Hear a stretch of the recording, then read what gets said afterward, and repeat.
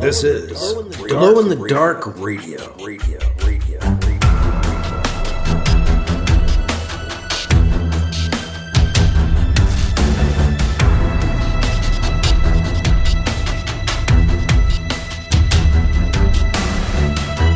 The science fiction podcast with original independent science fiction written and performed by Mike Luoma, with music by Kevin MacLeod. The Vatican Assassin Trilogy and The Adventures of Alibi Jones by Mike Luoma are available in ebook, trade paperback, and audiobook wherever you find your books online.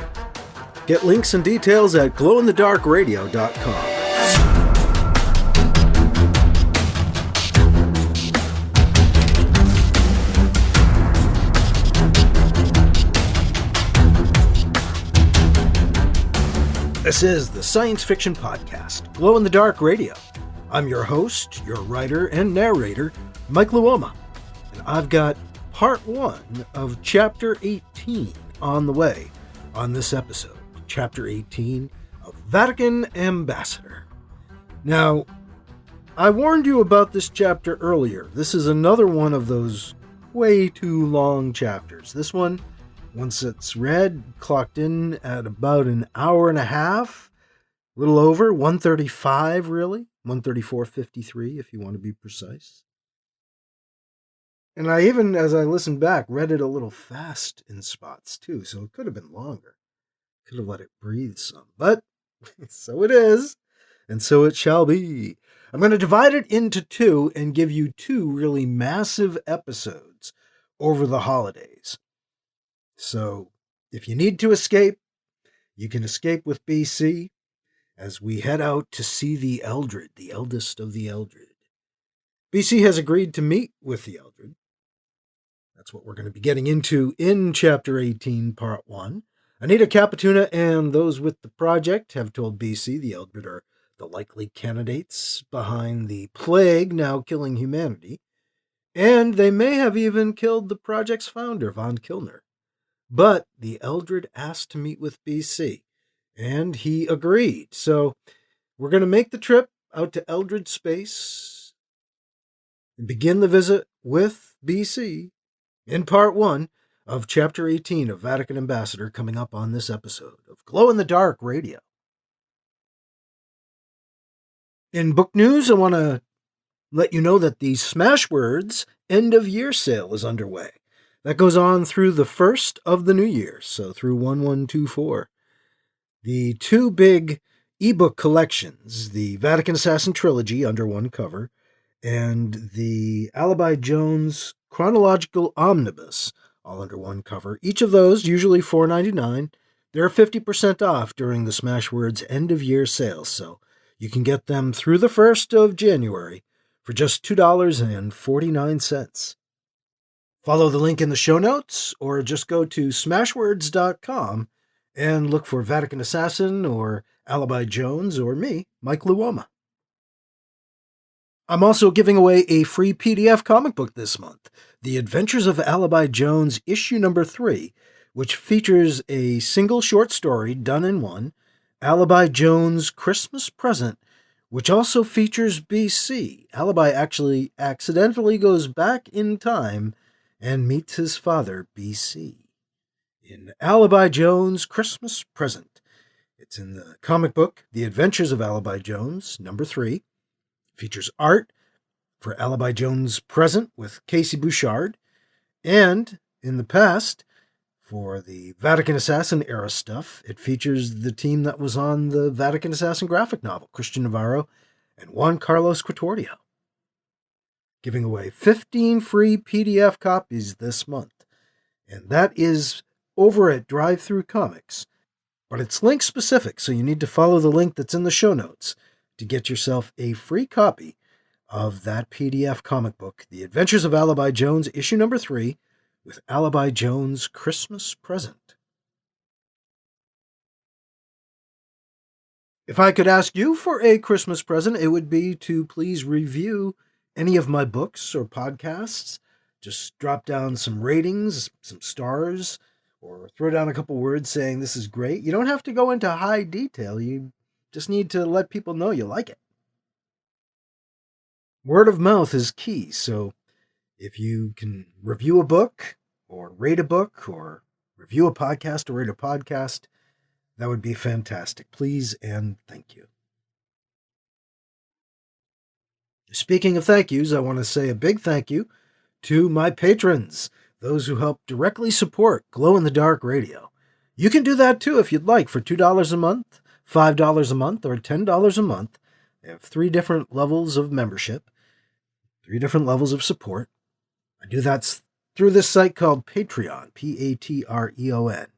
So if you go to patreon.com/glowinthedarkradio, you can sign up to become a patron or just get more information there. You can also go to my sites, mikeluoma.com or glowinthedarkradio.com, and get the details there, or follow the link to Patreon to find out more.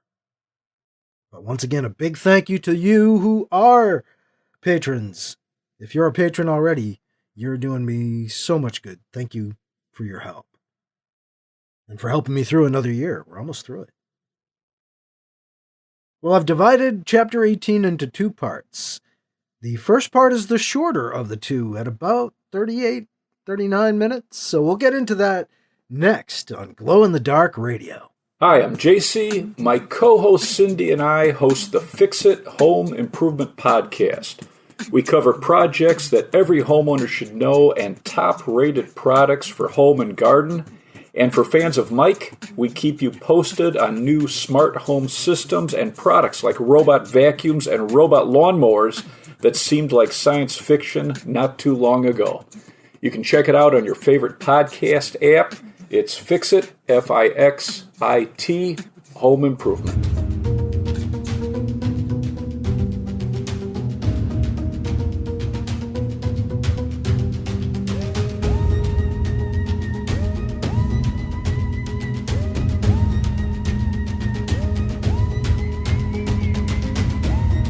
Now here's Vatican Ambassador, Chapter 18, Part 1, on Glow in the Dark Radio.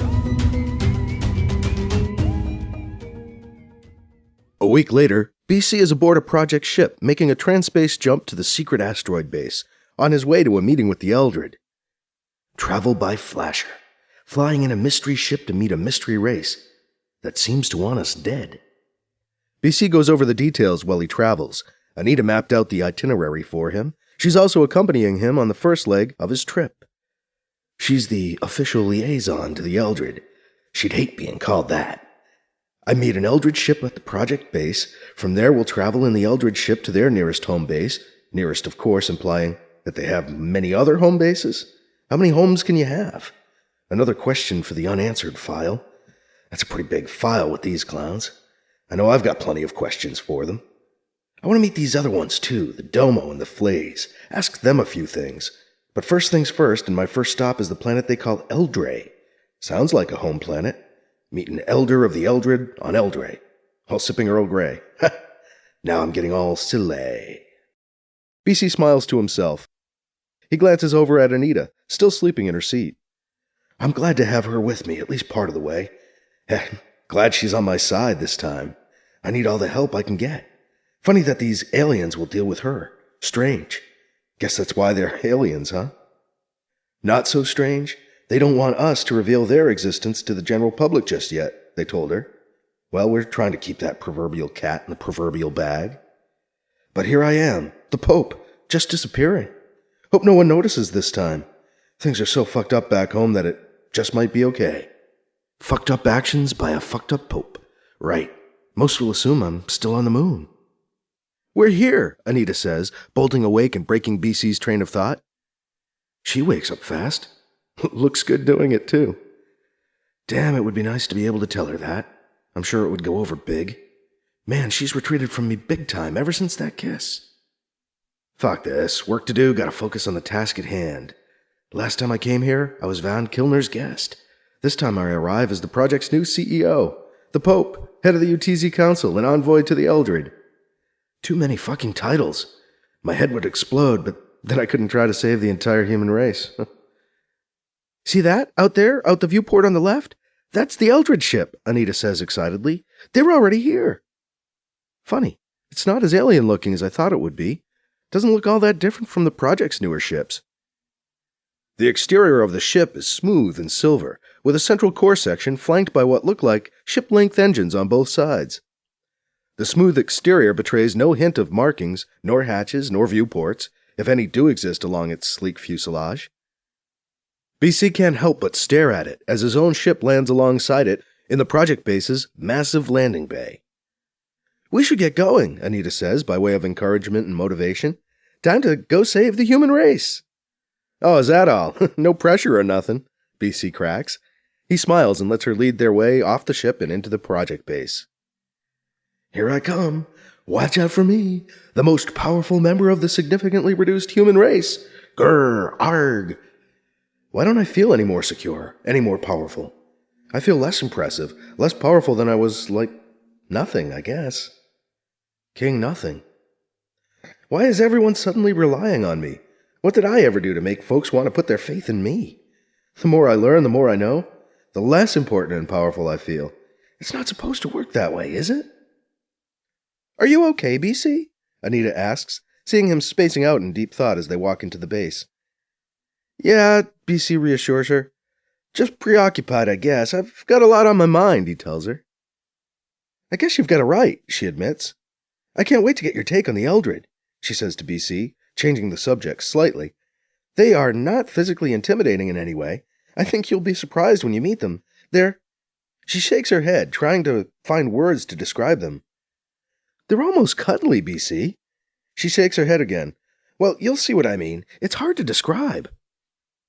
The next few hours fly by for BC. He meets various members of the project staff. He receives official greetings. He finds himself in an impromptu ceremony as the base staff gives him their official welcome. Niceties, affirmations, and other pleasantries are exchanged as BC is introduced as the new CEO, and they expect some cursory words from BC tossed in for good measure, so he makes a short speech about saving humankind. By the time he's alone in his stateroom 3 hours later, he realizes he's met around 50 people in various administrative posts around the base. "It's great. I've met all these people and remember none of their names.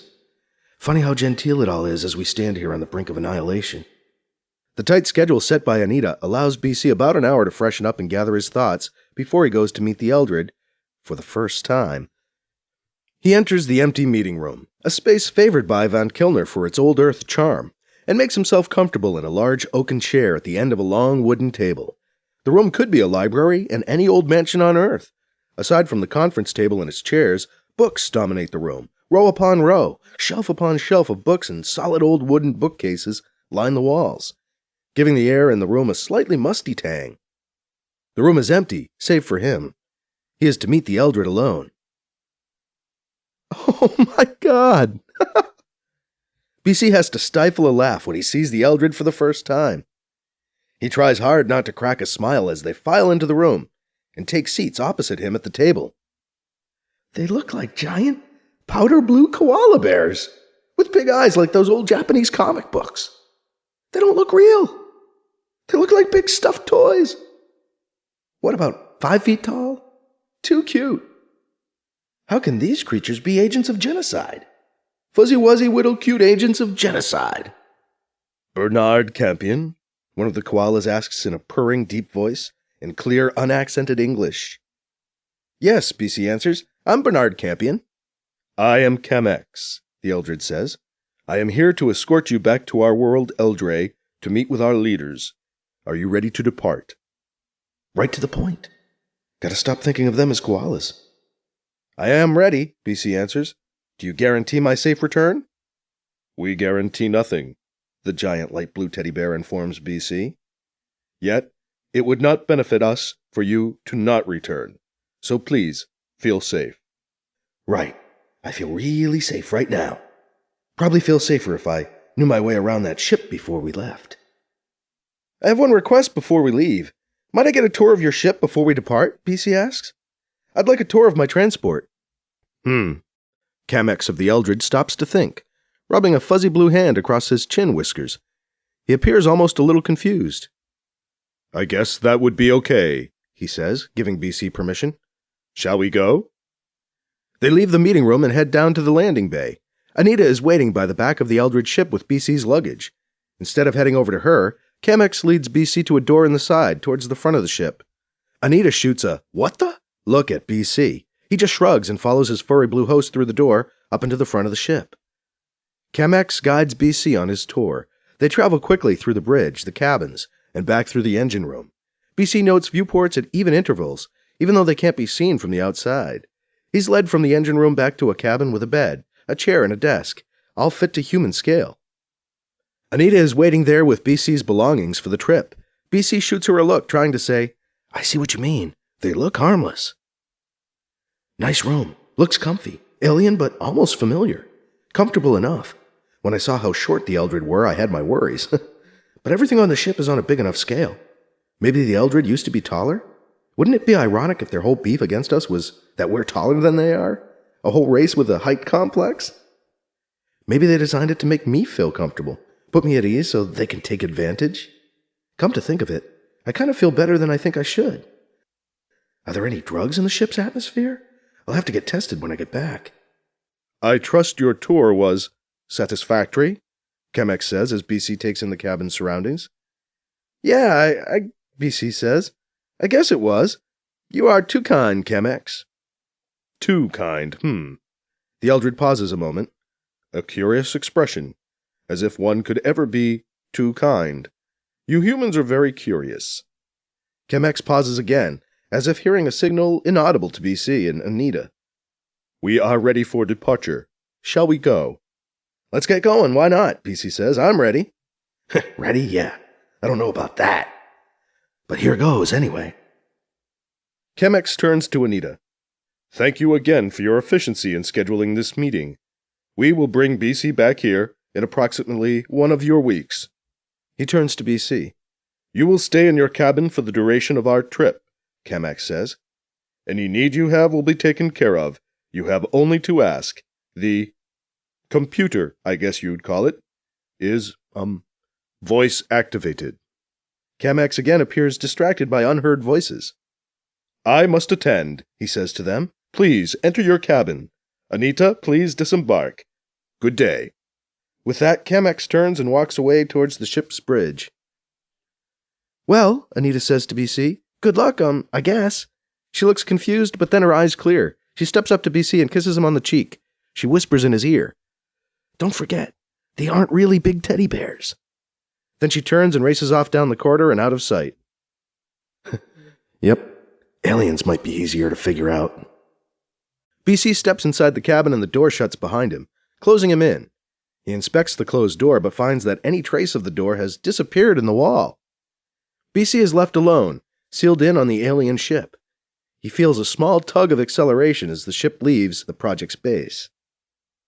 The trip passes slowly, uneventfully, excruciatingly boring for BC, kept isolated from any real stimulus. The computer can provide food and drink, but nothing in the way of entertainment. He tries to meditate, tries to sleep, tries playing games with himself to pass the time. It's like being in a doctor's office waiting room for hours on end, without any outdated zines to look at, and no other people, not even sick ones. Even a sneeze would be a welcome distraction right about now. Achoo! According to Anita, this leg of the trip should last 3 days. Seems like forever. The boredom is finally broken by a visit from Chemex. "We have some time before we reach Eldred. It has been determined that you need to learn of another alien species, a race you have not encountered. It is important that you know of them, for they were once the rulers of the galaxies. Their name translates as Ancient Enemy," the fuzzy blue alien says to BC. "The Ancient Enemy? Von Kilner and the project guys mentioned them, said the Domo and the Flays had mentioned them in passing, but they never heard about them from the Eldred. Now the Eldred are actually bringing them up. Maybe the Ancient Enemy is responsible for this plague after all." "The Ancient Enemy?" BC acts as if he's never heard of them. "Yes," Chemex confirms.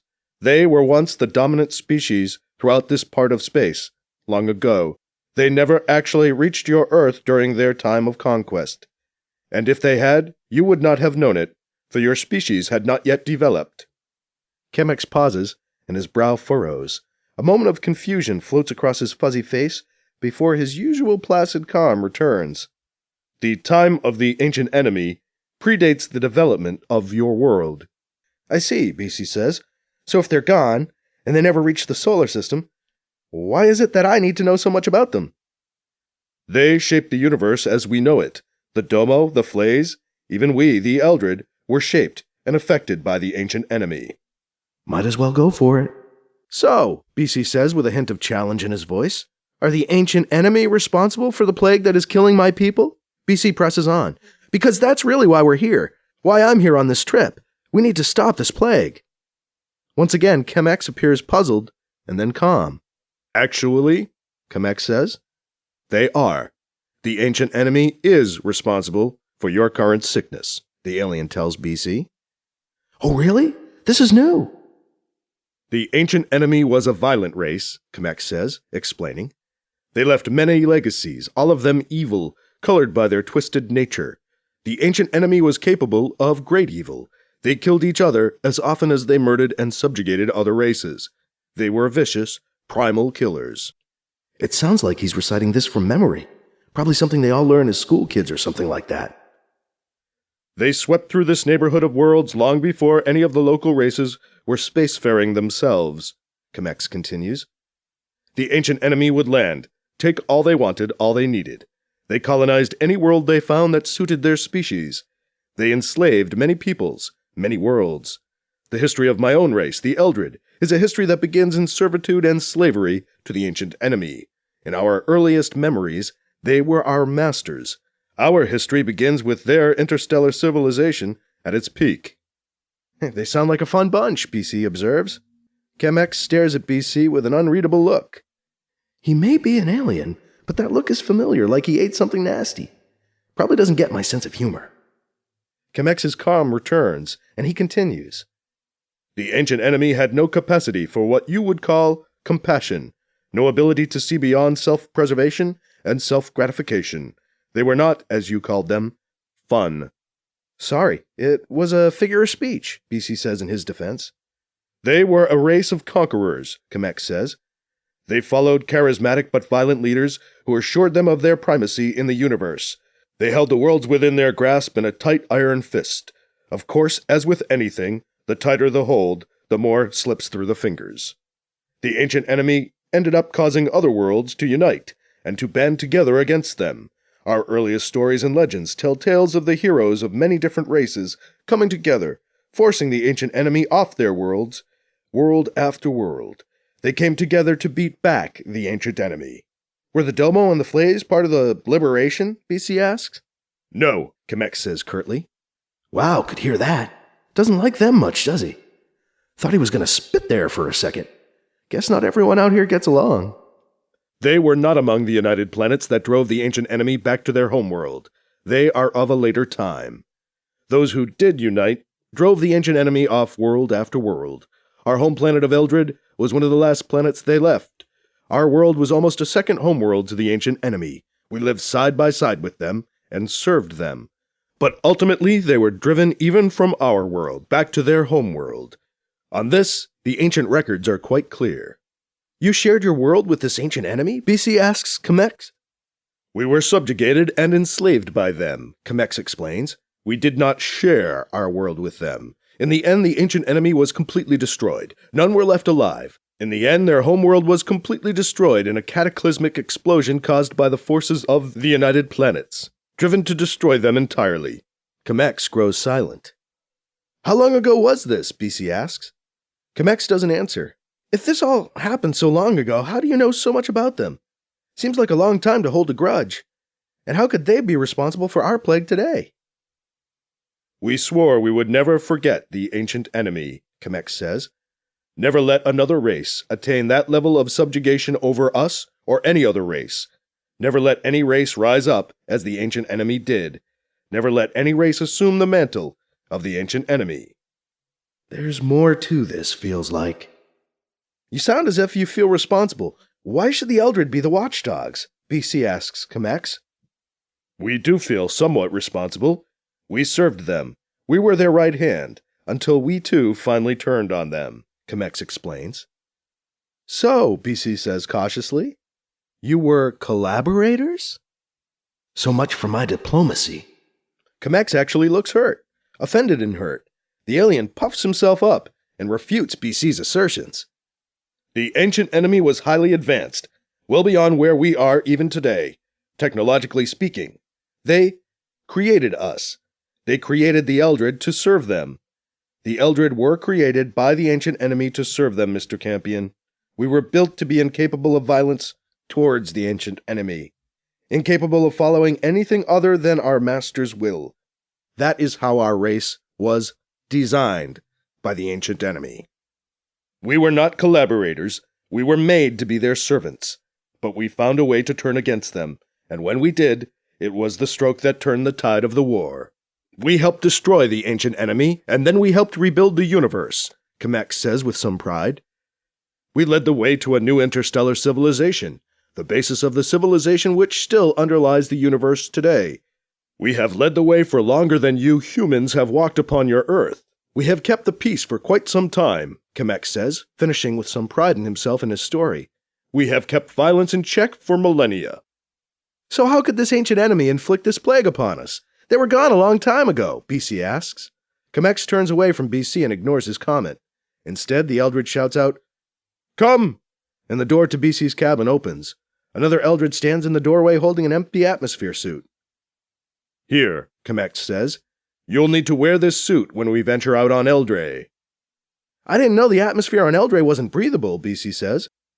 "It's more of a precaution," Kamek tells him. "Please put it on. We'll be leaving soon.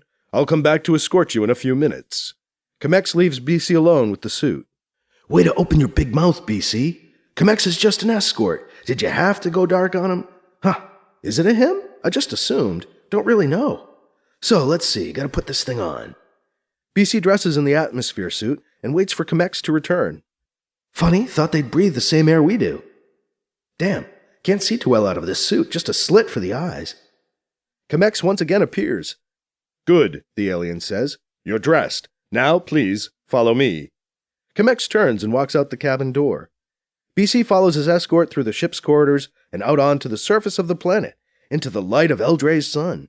The ship is on an open landing area, paved with a hard gray surface. BC notices it gives a little as he steps on it, adding some spring to his step.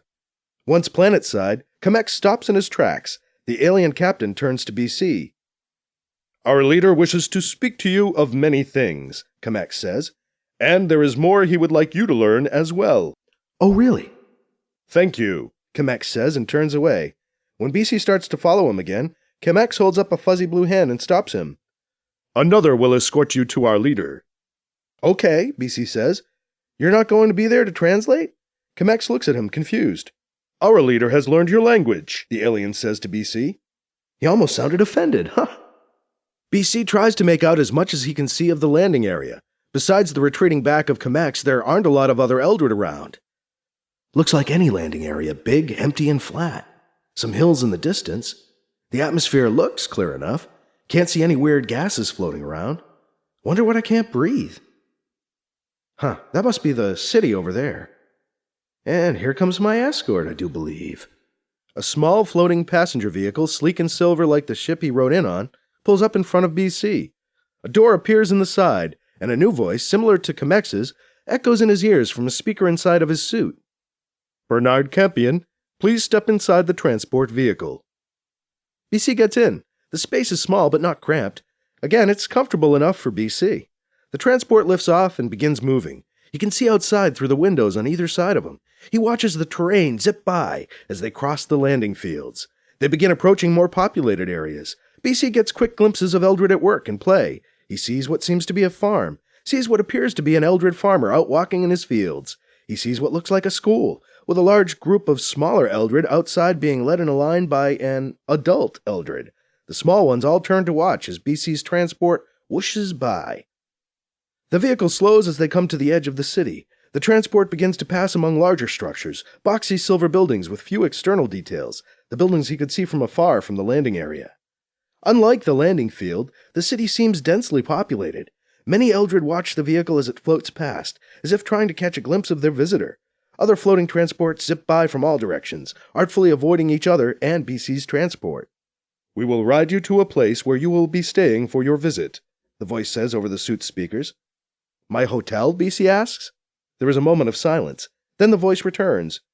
"Yes, in a way. Your accommodations. A place to stay. You will meet with our leader at another location. I see, BC says. He rides on in silence as the floating transport winds through the city of the Eldred. He notices more Eldred watching the transport, pointing at it. They know I'm in here? He asks out loud, hoping for an answer. Again there is a moment of silence before the voice answers. They know our leader has a visitor arriving. This is his transport, the speaker voice explains. We do not get many visitors here. Your arrival is noteworthy to many. They stare because they are wondering about you. Yeah, I'm beginning to wonder about me too. These Eldred are keeping me on a very tight leash so far. Better not start to chafe. We are arriving at your accommodations, the voice tells BC as the transport perceptibly slows. The floating transport lands in front of one of the larger, nondescript boxes that seem to serve the Eldred as buildings. They all kind of look the same. Big or small, the same silver box shape, repeated over and over. Square and utilitarian. Crowds of Eldred hover nearby, off at a respectful distance, watching his arrival. The transport door rematerializes and opens. 4 Eldred line up in a row to await BC outside the vehicle. He gets out of the transport and faces them with his hand extended. Hello, I'm Bernard Campion. Nice to meet you, he says. I wonder if they can even hear me through this suit. None of the 4 reacts immediately. BC lowers his outstretched hand. Then one of the 4 speaks. We are merely escorts, Bernard Campion. Please, follow me, says the Eldred on the right. He turns and the Eldred next to him turns with him in unison. They begin to walk ahead towards the building, where a door has opened. The other 2 Eldred remain where they are. BC stays put. Please, the first Eldred says, stopping to call back to BC. Follow me. Guess I'd better. BC follows the first 2, and the second 2 fall in behind him. Consider me escorted. BC enters through the building's apparent front door. Everything seems so orderly. All right angles evenly spaced. How hard-lined for the soft and fuzzy killer koala people. They walk inside and head down a short hallway, and then through another door, back outside again into a small courtyard fenced in on all sides by silver buildings.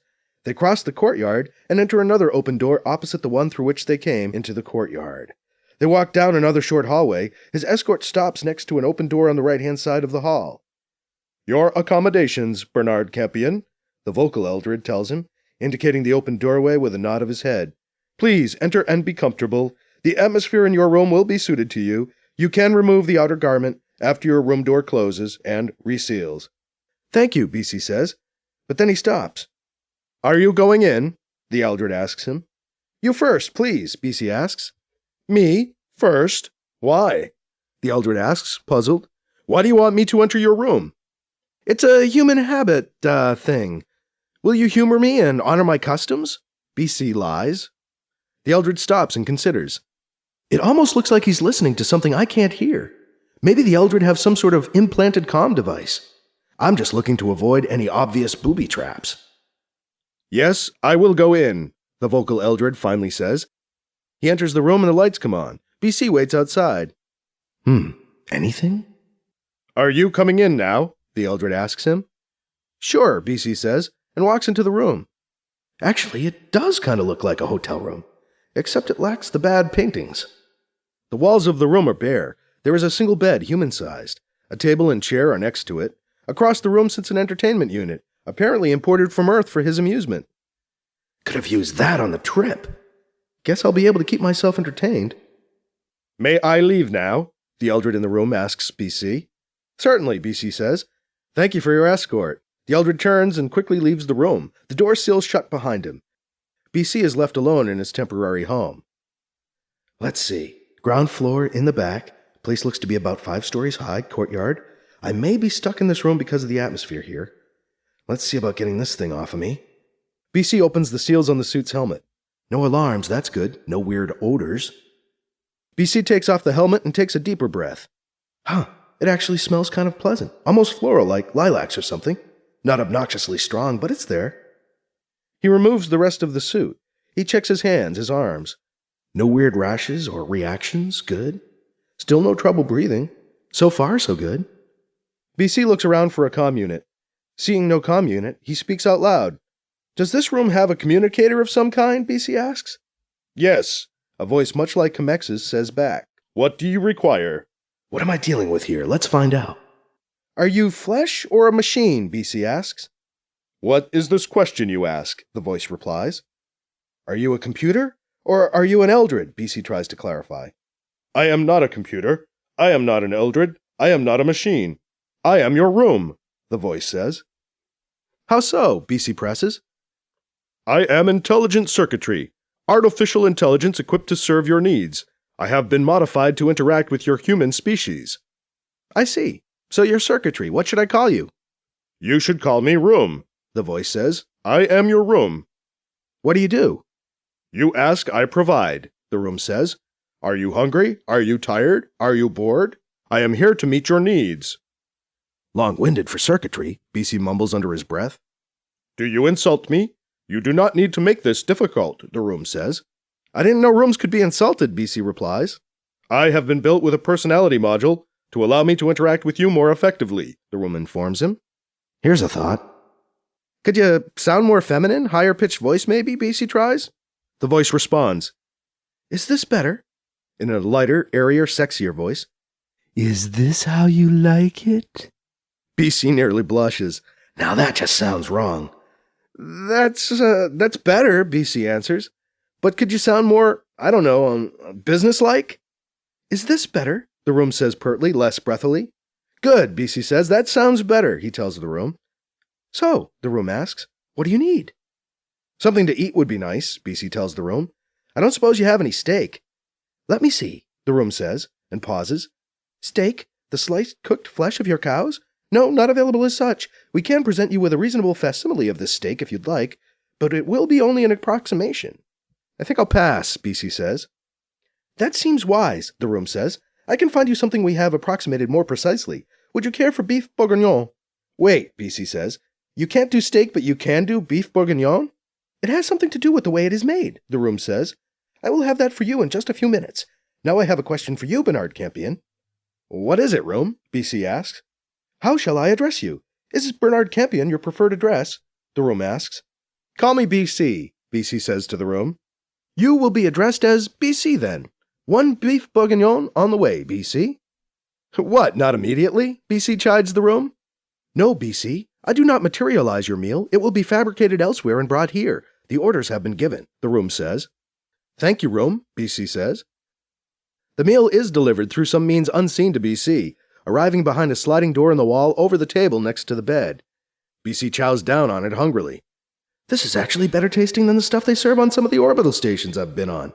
Almost tastes like the real thing. BC, the room asks as he finishes his meal. Yes, room? I have a message for you. It is near the night cycle now. Our leader asks that you eat and rest. Our leader will meet with you as the next light cycle begins, in approximately 12 of your Earth hours. Our leader instructs me to offer you anything you might want or need. Thanks, room. So that's the plan, then. Meet the leader in the morning. Is that acceptable to you, then, BC? The room asks. I guess so. I can ask them to change it if you would like. You are our guest. Thanks, room, but no, that isn't necessary. No hurry. I'll just fire up the entertainment unit. That unit does not require fire to operate, the room says, sounding alarmed.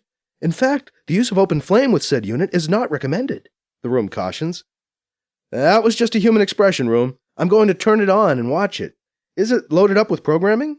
Yes, it possesses over 1 million programming options for you to choose from, the room says with a hint of excitement. 1 million, BC shakes his head. That's a lot of choices. The entertainment unit has been augmented by the Eldred to hold more of your programming. It's well above such a unit's usual capacity. Great, BC says. So let's see what's on. BC begins looking through his choices as he settles in to watch, rest, and wait for the Eldred leader. He drifts off, watching a vid. As he starts to sleep, a familiar throbbing begins behind his temples. Oh no, not here! Not now! Not here, no! BC winces in pain. He curls up into a fetal ball on the bed. The pain is more intense, more insistent, more pounding on his brain. Suddenly, everything shrinks down to a pinpoint. BC feels still, calm. His world begins to open up and expand. The walls fall away. What? Where? Where am I? In the center, in touch with the all that is one. Oh, sure I am. BC walks across an infinite ocean, a still, calm sea. The other voice echoes in from nowhere and everywhere, not heard by ears, but heard all the same. You are close now, so close. New energy, fresh energy, yet different, mind unaware, unawake. Awake, awaken, loosed from the confines of centuries' slumber, reaching out. BC is suddenly hit by another wave of pounding, crashing pain in his skull. He cannot tell if his eyes are opened or closed, all he sees is red. He feels the bed beneath him again, his head slowly stops exploding, and he drifts off into a dreamless sleep. Despite the headache and the bizarre dream, BC wakes up refreshed the next morning. I think it's morning. I'm not quite sure what the day-night cycle is on this planet. Seems pretty close to Earth by what the room was saying last night. Room? BC calls out. Yes, BC. When is my appointment with the leader? He asks. Whenever you are ready to go see him, BC, the room informs him. Okay. Should I eat before I go? BC asks. I cannot answer that question, BC, the room tells him. There is food for you, a planned meal at the leader's later today, but it is a few hours until that occasion. They are not as well prepared to attend to your needs as we are here. Is that pride I hear in your voice, room? BC asks. Simple statement of fact, BC. This room was designed to take care of you. The leader's home is not. So I'll need to put the suit on again then, won't I? BC says. Absolutely, BC, but they will have a room ready for you at the leader's, so you will not have to continue to wear the environment suit the whole time you were there, the room informs him. I see, thank you, room. Is there a refresher attached to this room? There is a full water shower closet here, the room says, and a door opens in the wall opposite the table. Great, BC says. Then I should be ready to go in about an hour. I'm going to hop in the shower. Room, could you get me some breakfast, something normal and human? Are pancakes agreeable? Sure, BC agrees. I'll eat when I get done with the shower after I get dressed. BC luxuriates in the hot, steamy, real water shower. I wonder if it is a luxury here. Water might be plentiful. Either that or I'm getting the royal treatment. He gets out, grabs a towel to dry himself. He notices the mirror and the window of the room have fogged over. He wipes them off, but they fog back up immediately. Damn, no fan. Without thinking, BC cracks open the window. Steam rushes out and cool air flows in. Fuck, what am I doing? BC slams the window back down. Stupid, BC. That's directly outside. Could poison my... Wait a minute. All I smell is cool, clean air. Could be an odorless, colorless toxin, I suppose. No way to analyze it, though. Let's see if I fall over. BC realizes he's been holding his breath. Well, let's go. BC sucks in a diaphragm-expanding lung load of air and closes his eyes. He exhales, breathes deep again. Okay, so far so good. BC looks at the window. The window didn't seem to be especially sealed.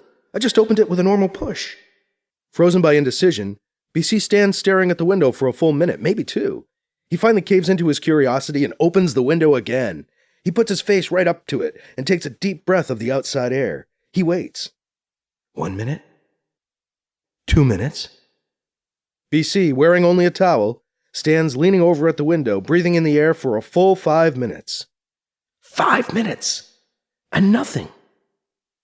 BC, you shouldn't be doing this. The window is open, the room finally cautions him. BC straightens up from the windowsill.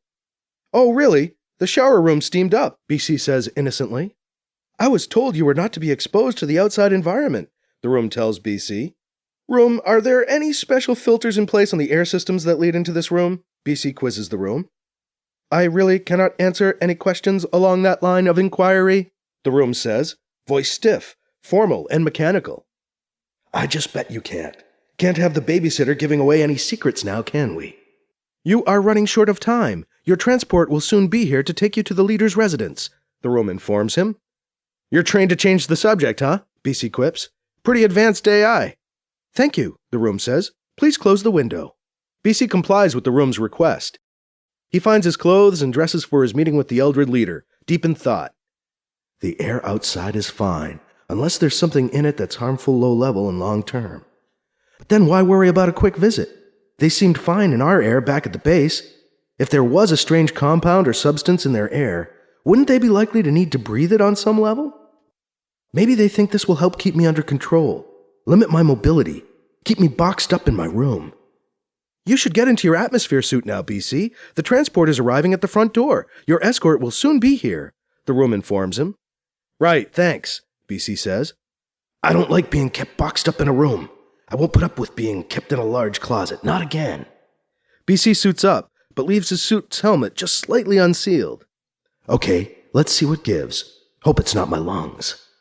They are outside the door, the room says. If you are ready, I will open the door. Go ahead, BC says. His Eldred escort stands outside, including the tallest Eldred BC has yet seen, nearly his own height. Bernard Campion, we are here to take you to the Eldest of the Eldred, the tall one says. Great, thank you, BC says. Follow me to the transport, the tall one says. He turns and walks away, not looking back. BC has to scramble a little to keep up. 2 more Eldred escorts fall in behind BC as he walks behind the tall one. They go back through the courtyard and out the front door to the street to a waiting silver transport. Please get in, the tall one says to BC, stepping to the side. BC complies with his request. This transport is roomier inside than the last one. The tall Eldred gets into the transport and sits down beside him. The trip will not be long, the Eldred tells him as the transport door seals and disappears.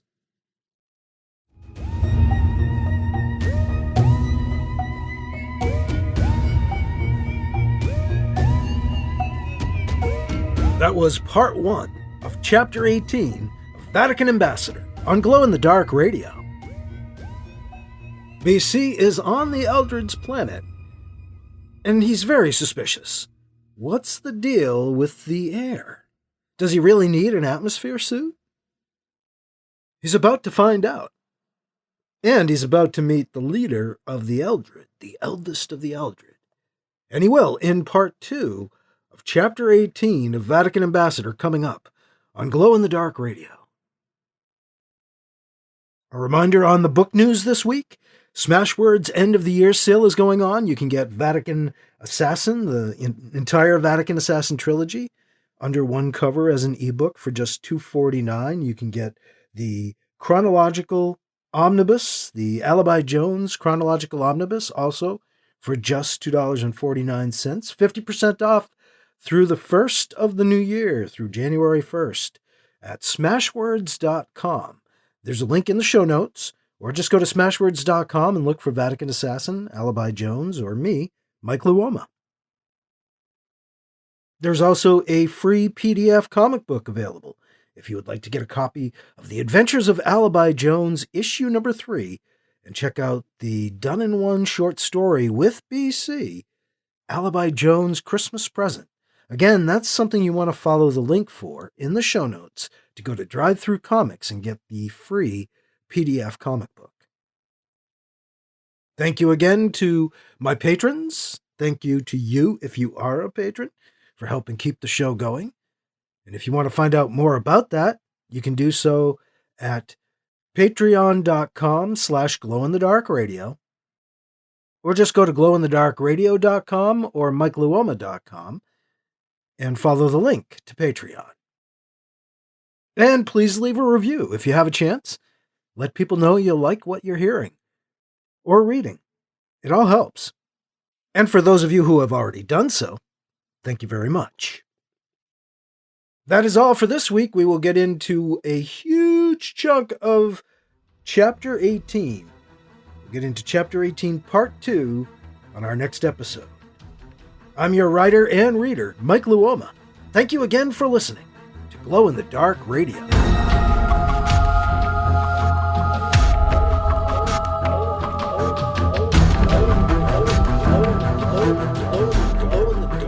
Glow in the Dark Radio.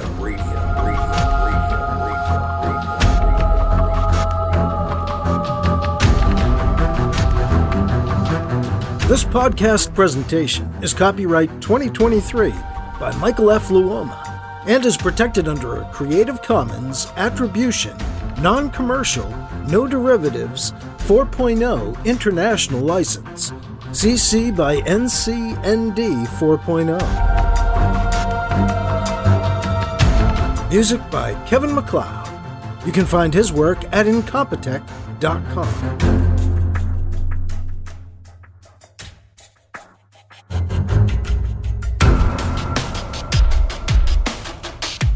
Mike's books are available in ebook, paperback, and audiobook, wherever you find books online. Get links and more details at glowinthedarkradio.com and mikeluoma.com. This has been a presentation of Glow in the Dark Radio.